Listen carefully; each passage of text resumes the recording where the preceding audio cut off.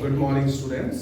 आज हम बात करेंगे माइक्रो टीचिंग के लास्ट स्किल की, skill of reinforcement. Skill of reinforcement. Reinforcement का मतलब है to strengthen something, to strengthen something inside. ये दो शब्दों से मिलकर बना है री प्लस इन्फोर्समेंट। री का मतलब है अगेन एंड इन्फोर्समेंट का मतलब है strengthen, to strengthen inside, to strengthen inside. बच्चे को अंदर, उसके उत्तर को अभिप्रेरित करना ही रीइंफोर्समेंट यानी पुनर्बलन कहलाता है। आगे अगर हम इसकी थोड़ी सी हिस्ट्री की बात करें तो रीइंफोर्समेंट शब्द जो है वो पहली बार 1602 में यूज किया गया। ये दरअसल जो सैनिक होते थे, अपने लिए जो युद्ध के हथियार वगैरह ले जाते थे, उनके लिए अपने आप को बल लेने के लिए उस शब्द का यूज होता था। और बाद में जब बिहेवियरल टर्म की बात आई तो इसको 1903 में पैवलव और स्किनर द्वारा इंट्रोड्यूस किया गया। ठीक है, आगे हम बात करते हैं इसकी टाइप्स की। तो रीइंफोर्समेंट जो है वो दो तरह का होता है, positive reinforcement as well as negative reinforcement. पुनर्बलन दो प्रकार का होता है, सकारात्मक पुनर्बलन और नकारात्मक पुनर्बलन।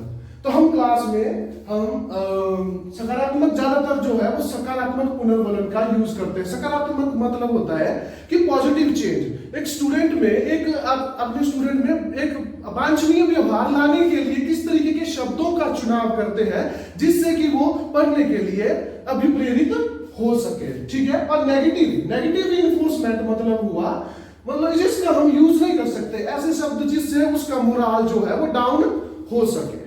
ओके, आगे बात करें हम शेड्यूल ऑफ रीइंफोर्समेंट की। शेड्यूल ऑफ रीइंफोर्समेंट की रीइंफोर्समेंट देनी कब होती है हमें।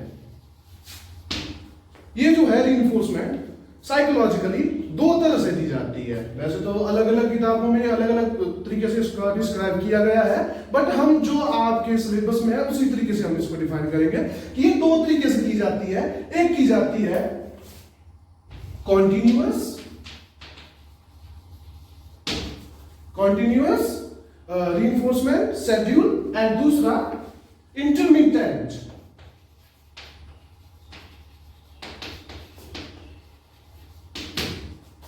कॉन्टिन्यूअस का मतलब है लगातार, बार बार उस उत्तर को अभिप्रेरित करना, उस उत्तर को स्ट्रेंथन करना ताकि बच्चा आगे और ज्यादा पढ़ के आए कल को। जैसे आप क्लास में जाते हो, जैसे बच्चा होता है एक आमतौर पे थोड़ा डरा सा रहता है, आप जैसे कुछ क्वेश्चन करते हो। फॉर एग्जाम्पल, जैसे मैंने क्वेश्चन किया कि भारत की राजधानी क्या है, आप बताइए। नई दिल्ली सर। नई दिल्ली, बहुत बढ़िया। तो ये जो बहुत बढ़िया शब्द है, इनके मन में एक अभिप्रेरणा आई कि मैं और ज्यादा, कल से और ज्यादा पढ़ूंगा। इसलिए इनके हर उत्तर में जो भी उत्तर देंगे, तो जितने उत्तर देंगे हम उसको क्या करेंगे, रीइंफोर्समेंट करेंगे। तो वह हुई कंटिन्यूअस रीइंफोर्समेंट शेड्यूल। ठीक है, अगर दूसरे की बात करें इंटरमिटेंट रीइंफोर्समेंट शेड्यूल। अब इसमें क्या होता है कि हम हर उत्तर को नहीं रीइंफोर्समेंट कर सकते, रीइंफोर्स नहीं कर सकते हर उत्तर को। क्यों? क्योंकि अगर हम हर उत्तर को करेंगे तो क्लास में फिर मोनोटोनी आ जाती है। ठीक है, नहीं तो फिर बच्चा जो है वो मोटिवेट नहीं हो पाता अपनी लर्निंग के प्रति। तो अगर हम बात करें इंटरमिटेंट, इसमें हम कुछ उत्तरों को, जब कोई अध्यापक कुछ उत्तरों को एक साथ रीइंफोर्स करता है कुछ एक पर्टिकुलर टाइम के बाद, वो होती है इंटरमिटेंट रीइंफोर्समेंट शेड्यूल। ठीक है, आगे हम बात करें तो आपकी स्किल में, जो आपने इस स्किल में करना है यानी पुनर्बलन कौशल में करना है, इसके जो कंपोनेंट्स की बात करें तो इसमें दो तरह के कंपोनेंट्स आते हैं। इसमें दो तरह का व्यवहार होता है। एक होता है आपका डिजायरेबल बिहेवियर और दूसरा होता है अनडिजायरेबल बिहेवियर।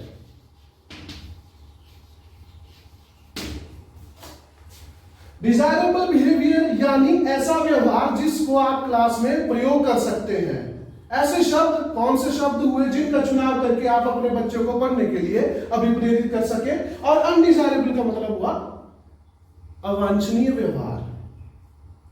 ऐसा व्यवहार आपने क्लास में नहीं करना है जिससे बच्चा जो है वो पढ़ने की बजाय उसका मोरल डाउन हो जाए और जो सामान्य बच्चे हैं उनसे पिछड़ जाए।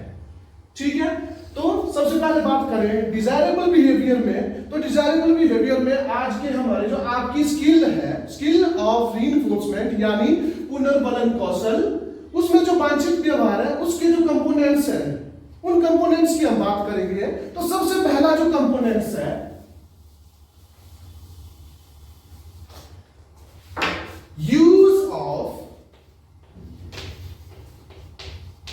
Use of positive verbal रीइंफोर्सर्स।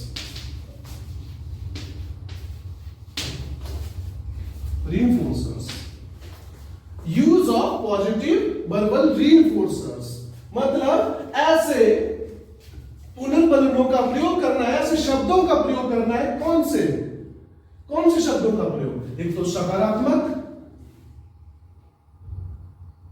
और वर्बल यानी बोल के किए जाने वाले शब्द।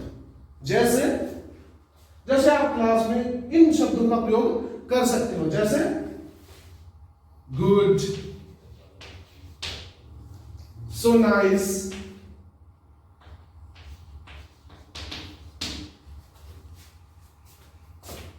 Historic, splendid. अगर सही में बोला जाए तो अच्छे, ठीक है, बहुत बढ़िया, अति उत्तम। ये जो शब्द है ये शब्द आते हैं हमारे पॉजिटिव वर्बल रीइंफोर्सर्स। ठीक है, अगर हम बात करें अगले कंपोनेंट की, तो अगला जो कंपोनेंट है use of positive non verbal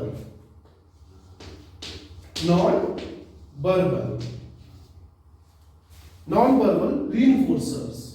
पहले हमने क्या बात की, जो ऐसे शब्द जो क्लास में बोले जा सकते हैं बट इसमें अब इसमें हम क्या करेंगे, बिना बोले हुए हमने ऐसी कुछ क्रियाएं करनी है, ऐसे कुछ रीइंफोर्सर्स का यूज करना है जिससे जो बच्चे पढ़ने के लिए मोटिवेट हो सके। जैसे क्या किया क्लास में, क्लैपिंग कर दी, शाबाशी दे दी। उसमें हम कुछ अपने मुंह का यूज नहीं कर सकते, उसमें शब्दों का चुनाव नहीं कर सकते, उसमें हम सीधा एक्टिविटी करेंगे जिससे बच्चा जो है वो पढ़ने के लिए मोटिवेट हो सके। ठीक है, और तीसरा कंपोनेंट की बात करें अगर हम, तीसरा जो कंपोनेंट है use of extra verbal reinforcers. Use of extra verbal reinforcers. हमने क्या किया, अब आप बोलेंगे कि पॉजिटिव तो हुए, use of extra positive verbal, sorry,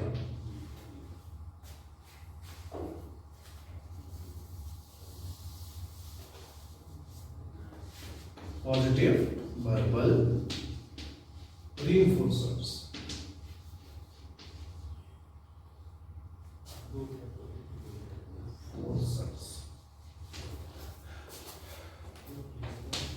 अब इसमें क्या करेंगे हम, जैसे हमने पहले में क्या यूज किया, पहले कंपोनेंट में यूज किया हमने गुड, तो अब इसमें हम क्या करेंगे, एक्स्ट्रा लेंगे जिससे वो और ज्यादा एक्साइटेड हो सके कल को पढ़ने के लिए। जैसे वेरी गुड,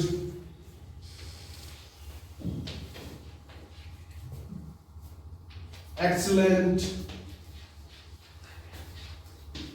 स्प्लेंडिड, historic,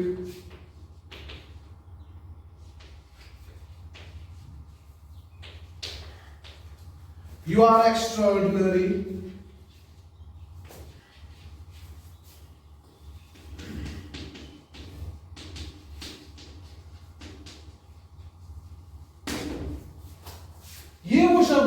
जिससे इनको कहते हैं एक्स्ट्रा पॉजिटिव वर्बल रीइंफोर्सर्स। ठीक है, इन शब्दों ये शब्द ऐसे हैं जिससे बच्चा और ज्यादा अपनी पढ़ाई के लिए अब मोटिवेट होगा। ठीक है, अगर हम अगले कंपोनेंट की बात करें तो अगला जो कंपोनेंट है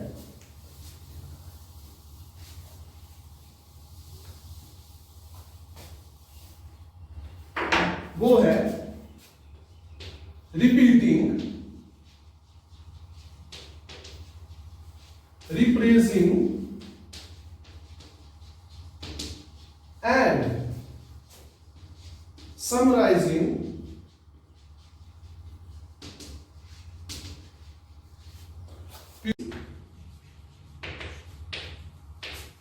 response। यानी बच्चे के उत्तर को रिपीट करना और उसको समराइज करना अपने शब्दों में। जैसे हमने बच्चों से पूछ लिया कि बताओ बच्चों कि भारत कब आजाद हुआ, तो उसने क्या कहा, उसने सिंपल शब्दों में कहा कि 15 अगस्त 1947 को आजाद हुआ। ठीक है, तो हम क्या बोलेंगे कि अगर हम रिपीट करेंगे तो बोलेंगे कि सही कहा, बहुत अच्छे, भारत 15 अगस्त 1947 को आजाद हुआ। अगर फिर समराइज करना है तो समराइज कैसे करेंगे, उसको रीफ्रेज और समराइज कैसे करना है, हमने उसको करना है कि जैसा कि रोहन ने बताया कि भारत जो है 15 अगस्त 1947 को आजाद हुआ। ठीक है, अगर हम अगले इसके कंपोनेंट की बात करें तो अगला कंपोनेंट जो है इसका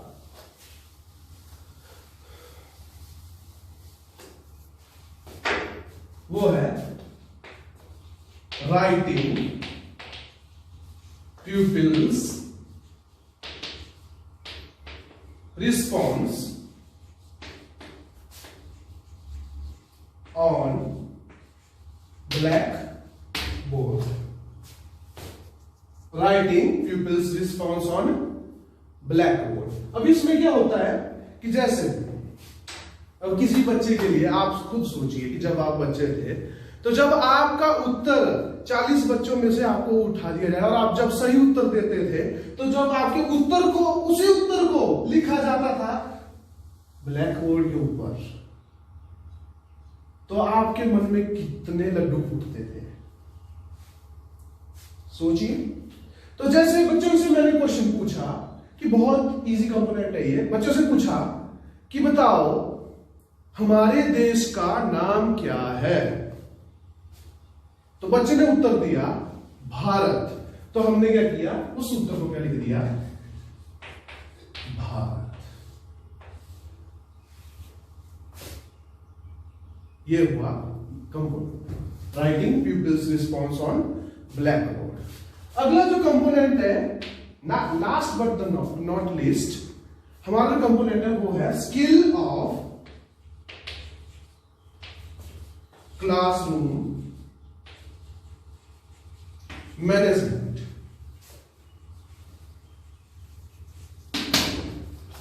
स्किल ऑफ क्लासरूम मैनेजमेंट। अब इस कंपोनेंट के अंदर हम क्या करते हैं कि एज अ टीचर जब आप पढ़ा रहे हो तो बच्चे करते क्या है, एक दूसरे को छेड़ते हैं, या बच्चे टीचर मान लो कि ब्लैक बोर्ड में कुछ लिख रहा है और पीछे से लगे हुए हैं बच्चे। तो इस कंपोनेंट के अंदर हम क्या करते हैं कि बच्चों से क्वेश्चन भी पूछते हैं, उनको प्रेज भी किया जाता है और उनके ऊपर ध्यान भी रखा जाता है कि वो कुछ अवांछनीय हरकतें ना करें क्लासरूम में। ठीक है, तो ये हुए हमारे component of the skill of reinforcement, जिसमें से पहला जो कंपोनेंट है वो है यूज ऑफ पॉजिटिव वर्बल रीइंफोर्सर्स, दूसरा use of positive non verbal, उसमें क्या करते हैं हम, स्माइलिंग, नॉडिंग द हेड, हाँ हाँ करके उसको उस बच्चे के उत्तर को स्वीकार करना, क्लैपिंग करके हमने बच्चे को शाबाशी दे दी, ये सारी चीजें उसमें आती है। तीसरा जो कंपोनेंट है, तीसरा कंपोनेंट है हमारा use of extra verbal, verbal से बहुत ज्यादा उसको रीइंफोर्समेंट देना। Fourth, repeating, rephrasing, summarising pupils response, उसके उत्तर को दोहराना, उसका सारांश प्रस्तुत करना। ठीक है, और उसके बाद अगला कंपोनेंट क्या था, writing pupils response on black board, उनके उत्तर को ब्लैक बोर्ड पे लिखना। और सबसे लास्ट में skill of classroom management. Okay students, और उसमें जो अब अगला जो आता है हमारा वो है अनडिजायरेबल बिहेवियर, जो आपने क्लास में नहीं करना है। इसमें आता है जैसे आपने बच्चे को आए और आप बच्चे को उत्तर देते हो, बच्चे को ऐसे देखने लग गए, या उस उत्तर को क्या किया, अगर बच्चा दिख रहा है तो आपके करने लगे ऐसे, पैर टैपिंग करने लगे, या बच्चा उत्तर दे रहा है और आप मुंह फेर के कहीं और जा रहे हो। इससे क्या होगा, बच्चे के मन पे गलत प्रभाव पड़ेगा और वो पढ़ाई के लिए सीरियस नहीं होगा, ना मोटिवेट होगा। आई होप आपको ये जो हमारा स्किल कंपोनेंट्स है ये आपको समझ आ गए होंगे, और आपके सभी टीचर ग्रुप इंचार्जेस के द्वारा आपको इसका डेमो लेसन प्लान प्रोवाइड करवाया जाएगा। Thank you.